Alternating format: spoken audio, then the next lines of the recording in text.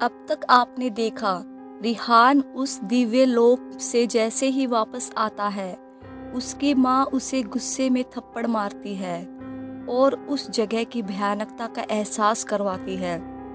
रिहान जब तैयार होकर आहना के घर उसकी बर्थडे पार्टी पे जा रहा था, तभी रास्ते में उसे एक लड़की मिलती है जो कि वही कर्ण पिशाचिनी होती है जिससे रिहान दिव्य लोक में मिल चुका होता है।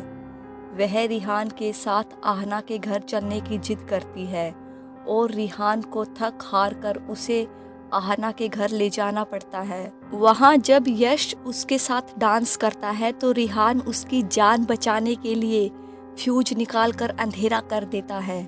इसी अंधेरे का फायदा उठाकर तीन दोस्त जॉन, जैक और इब्राहिम कर्ण पिशाचिनी की सुंदरता से मोहित होकर उसे किडनैप करके अपने साथ ले जाते हैं। अब आगे। वो सुबह का सुनहरा वक्त था। हर कोई नई सुबह का आनंद लेने निकल पड़ा था अपने अपने पालतू कुत्ते बिल्ली के साथ। कोई कोई तो ऐसे ही कानों में हेडफोन लगाए भागे जा रहे थे और कुछ लोग चादर ओढ़े अभी भी मीठी नींद में सोए हुए थे। जंगल के पास वाला एक वीरान सा बगीचा आज कुछ ज़्यादा ही खुशनुमा हो चुका था, क्योंकि बूढ़े दाम्पत्य मिस्टर एंड मिसिज शर्मा की आज सालगिरह थी। दोनों के पास ज़्यादा पैसे नहीं थे, इसलिए आयोजन यही किया गया। सभी लोग जो उस पार्क में घूमने आए थे, सभी आमंत्रित थे। इसी में एक मिस रोजी, जिन्होंने कल ही एक नया डॉग खरीदा था और आज उसे लेकर घुमाने निकली थी, वो भी भीड़ देखकर वहीं रुक गई। लेकिन उनका कुत्ता कहीं जाने को मचल रहा था और भौंके जा रहा था। तभी किसी का ध्यान उन पर गया और उन्होंने कहा, शायद आपका कुत्ता कुछ कहना चाहता हो, आप इसे आज़ाद क्यों नहीं कर देते? उनकी बात सुनकर मिस रोजी बोली, ना बाबा ना, यदि आज़ाद करते ही यह भाग गया तो? उस अधेड़ उम्र के आदमी ने कहा, अरे नहीं भागेगा, मैं हूं ना, तुम छोड़ दो। उनकी बात सुनकर मिस रोजी ने उस कुत्ते को छोड़ दिया जिसका नाम शेरू था। छोड़ते ही वह कुत्ता सीधा जंगल की ओर दौड़ पड़ा। मिस रोजी चिल्लाई, अरे कोई पकड़ो, अरे कोई पकड़ो ना। सभी उस कुत्ते के पीछे भागे। वह कुत्ता भागते भागते एक सुनसान से गोदाम में आ गया और उसके दरवाजे पर आकर भौंकने लगा। सभी घोर आश्चर्य से इधर उधर देखने लगे। वह जगह इतनी सुनसान और वीरान थी कि दिन में भी किसी के भी पसीने छूट जाए। अधेड़ उम्र के व्यक्ति ने कहा, यह कुत्ता हमें यहाँ लाया है तो इसका कोई ना कोई वजह तो होगी, हमें ढूंढना चाहिए। और सभी इधर उधर ढूंढने लगे। तभी मिस रोजी को एक खुली खिड़की दिखी जिसमें से कूदकर उनका शेरू अंदर चला गया। मिस रोजी भी उस पर चिल्लाते हुए भागकर अंदर चली गई। उसके बाद अंदर से मिस रोजी की जोरदार चीख सुनाई दी, जिसकी आवाज़ सुनकर सभी कांप गए कि इन्होंने ऐसा क्या देख लिया। सभी एक एक करके खिड़की से कूदकर अंदर गए और मिस रोजी को ढूंढने लगे। वो उन्हें एक जगह पर किसी चीज़ को घूरती मिली। जब सभी ने उस ओर देखा तो सभी की चीख निकल गई। सामने का नज़ारा बेहद भयानक था। सामने 3 जवान लड़कों की नग्न अवस्था में छत विछत लाश पड़ी थी। सभी चिल्लाकर वहाँ से बाहर भागने लगे और किसी ने समझदारी दिखलाते हुए कहा, जल्दी पुलिस को फ़ोन करो। जब पुलिस वाले अपनी टीम के साथ वहां आए तो उन तीनों लाशों को देखकर उन्हें भी सांप सूंघ गया। ऐसी लाश उन्होंने कभी नहीं देखी थी। उन तीनों के मुंह से एक कटीला लोहे का तार अंदर गया था और न जाने कैसे उनके गुर्दा द्वार से बाहर निकलकर समूचे बदन को कड़ाई से जकड़ा हुआ था। शरीर में खून का एक कतरा भी बाकी न था, इसलिए लाशें एकदम सफ़ेद हो चुकी थी। उनके हाथों की सभी उंगलियों में कील ठोकी गई थी। उनकी आंखें भय और खौफ से बाहर आ गई थी। उन सभी की नाक के नथने रो रो कर फट चुके थे, जिससे जान पड़ता था कि तीनों मरने से पहले कितना तड़पे होंगे। इंक्वायरी कर रहे पुलिस इंस्पेक्टर को उनके कपड़े मिले, जिसमें उनका कॉलेज आई कार्ड मिला, जिससे पता चल गया कि मरने वाले तीनों स्टूडेंट थे और उनका नाम जैक, जॉन और इब्राहिम था। कल ही उनके माता पिता ने गुमशुदगी की रिपोर्ट लिखवाई थी और आज सुबह इनकी लाश मिली है, और वह भी इतनी बुरी मौत की देखकर किसी की भी रूह कांप जाए। वो संध्या की एक खूबसूरत शाम थी। सभी दिन भर की थकान मिटाने शहर के मॉल और होटलों में निकल जाते थे। इसी शहर में एक सबसे बढ़िया रेस्टोरेंट, स्काई मून, जैसा नाम वैसा काम। सभी मेहमान छत में लगे टेबल पर झिलमिल सितारों की रोशनी में अपने अपने प्रीतमों की बाहों में बाहें डालकर बैठे थे। कुछ किसी का बेसब्री से इंतजार कर रहे थे। माध्यम रोशनी में कैंडल लाइट डिनर करने का मजा ही कुछ और होता है। इसी होटल के टेबल नंबर 7 पे रिहान बैठा अपने मोबाइल से दिल बहलाने की पूरी कोशिश कर रहा था। वह काफ़ी देर से आहना का बड़ी बेसब्री से इंतजार कर रहा था, क्योंकि आहना ने आज उसे सामने से फ़ोन करके मिलने बुलाया था। मतलब कुछ ज़रूरी बात होगी, वरना हमेशा तो रिहान ही उसे बुलाया करता था। तभी अचानक रिहान को सामने से आहना आते हुए दिखी। उसे देखकर रिहान का मुंह खुला का खुला रह गया। उसने पहली बार लाल रंग की छोटी सी ड्रेस पहनी हुई थी, जो उसके घुटने के काफी ऊपर चढ़ी हुई थी। आहना उन कपड़ों में इतनी सुंदर और कामुक लग रही थी कि एक पल इस रेस्टोरेंट में मौजूद हर शख्स की आंखें आहना पर ही टिक गई। रिहान उसे बस एक टक घूरे जा रहा था। वह रिहान के बेहद करीब आ गई और उससे लिपट गई सभी के सामने। सभी वह नज़ारा देखकर लार टपकाने लगे कि काश उस लड़के की जगह हम होते। वहाँ मौजूद बाकी की लड़कियां आहना को जलन की नज़र से घूरने लगी।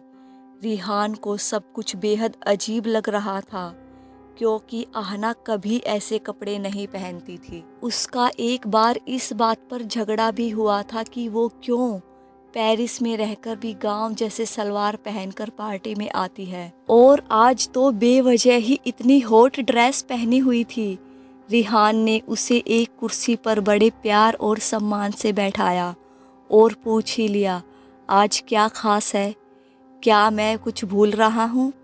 आहना हंस पड़ी और कहा, नहीं तो, आज तो कुछ भी खास दिन नहीं है, लेकिन तुम ऐसा क्यों पूछ रहे हो? रिहान ने मुस्कुराकर कहा, आज पहली बार तुम इतनी हॉट और सेक्सी ड्रेस पहनकर आई हो ना, इसलिए मुझे ऐसा लगा कि आज कुछ खास दिन तो नहीं। आहना ने कुछ सोचते हुए अपनी जुल्फों से खेलते हुए कहा, नहीं, कुछ खास नहीं, बस यूं ही कुछ नया करने का मन किया। क्या मैं अच्छी नहीं लग रही हूँ? रिहान ने हंसकर कहा, अच्छी? जरा ध्यान से देखो अपने आसपास, सभी तुम्हें ही घूर रहे हैं। तुम आज कटरीना कैफ लग रही हो। आहना शर्माने लगी और तभी वहाँ एक वेटर आया।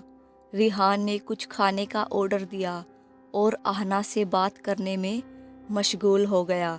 तभी एक वेटर पानी लेकर आया और अचानक उसने पानी का गिलास आहना पर गिरा दिया।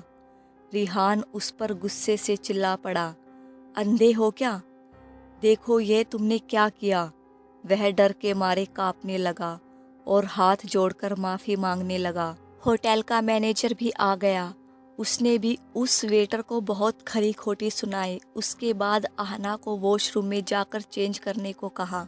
रिहान अपनी किस्मत को कोसते हुए उठा और आहना का पर्स उठाकर वॉशरूम की ओर चल पड़ा। जब वो दोनों लेडीज वॉशरूम में पहुंचे तो रिहान ने अकेले जाने को कहा और एक कुर्सी पर बैठ गया। 2 मिनट बाद ही आहना वापस आ गई और कहने लगी कि उसे अंदर डर लग रहा है। अंदर कोई भी नहीं है।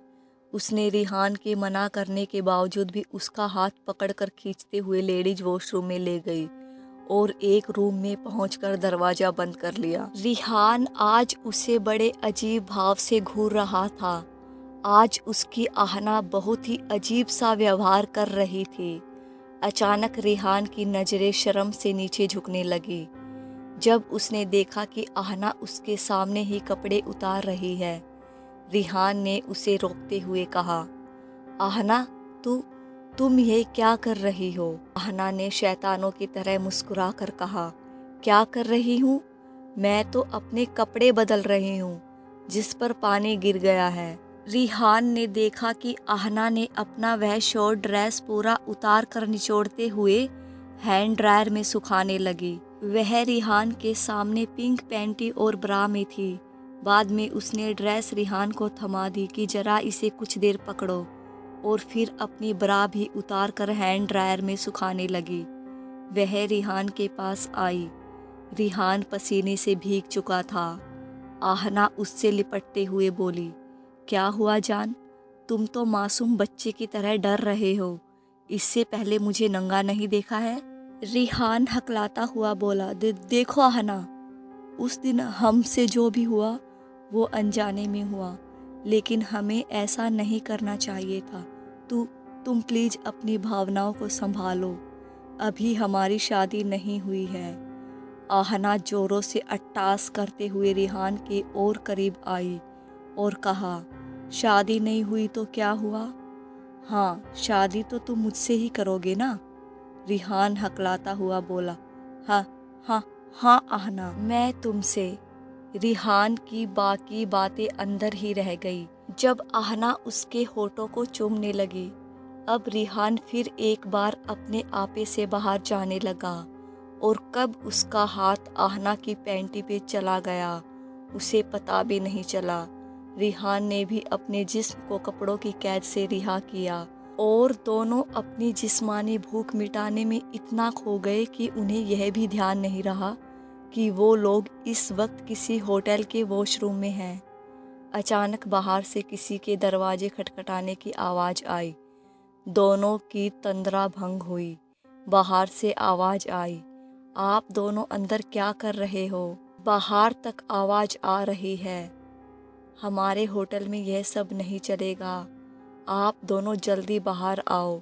रिहान ये सब सुनकर काफ़ी डर गया और जल्दी जल्दी कपड़े पहनकर बाहर आ गया। बाहर अच्छी भीड़ जमा हो चुकी थी। रिहान को आंखें मिलाकर बात करने की हिम्मत नहीं हो रही थी। वह मैनेजर से माफ़ी मांगते हुए बोला, हम दोनों को माफ़ कर दो, हम दोनों जरा बहक गए थे। मैनेजर, जो कि कुछ बूढ़ा सा था, उसकी पीठ थपथपाता हुआ बोला, कोई बात नहीं यंग मैन, जवानी में ऐसा होता है। आप ऊपर जाकर उनका इंतज़ार कीजिए, मैं उन्हें भेजता हूँ। रिहान यह सुनकर सीधे वहाँ से भाग गया। जब रिहान ऊपर टेबल नंबर 7 में पहुंचा तो उसकी आंखें फटी की फटी रह गई। उसके सामने टेबल पर आहना हरे रंग के खूबसूरत सूट सलवार पहने बेचैनी से अपने मोबाइल के साथ खेल रही थी। रिहान का सर घूमने लगा।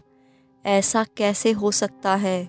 अभी अभी तो वह उसे नीचे वॉशरूम में नंगा छोड़कर आया था, और इतनी जल्दी यह ऊपर इस टेबल पे, और वह भी दूसरे कपड़ों में। रिहान अजीब भाव से उसे घूरता हुआ धीरे धीरे चलते हुए उसके करीब आ गया और अजीब भाव से कुर्सी खींचकर बैठ गया। आहना उसे देखकर गुस्से से फट पड़ी। कहाँ गए थे तुम? हाँ, तुम्हें पता है मैं 1 घंटे से तुम्हारा इंतजार कर रही हूँ। रिहान अजीब से भाव बनाता हुआ बोला, तुम मेरा यहाँ इंतजार कर रही थी, पर अभी अभी तो तुम नीचे। आहना उसे गुस्से से झिड़कती हुई बोली, क्या बोल रहे हो? तुमने पी रखी है क्या? तुम्हें पता भी है क्या हो गया है? रिहान ने आश्चर्य से कहा, क्या हो गया है?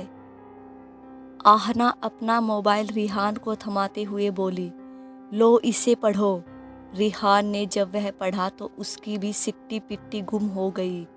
अभी अभी जो भी घटना घटी थी वह सब भूल गया और माथा पीटते हुए बोला, हे भगवान, यह क्या हो गया?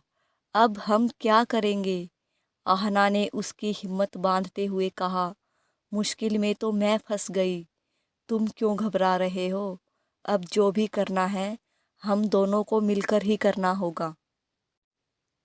कहानी को आगे सुनने के लिए मेरे साथ बने रहिएगा और इस चैनल को सब्सक्राइब करें, बेल आइकन ऑल प्रेस ज़रूर करें ताकि मेरी आने वाली अगली वीडियो की नोटिफिकेशन सबसे पहले आपके पास पहुंचे।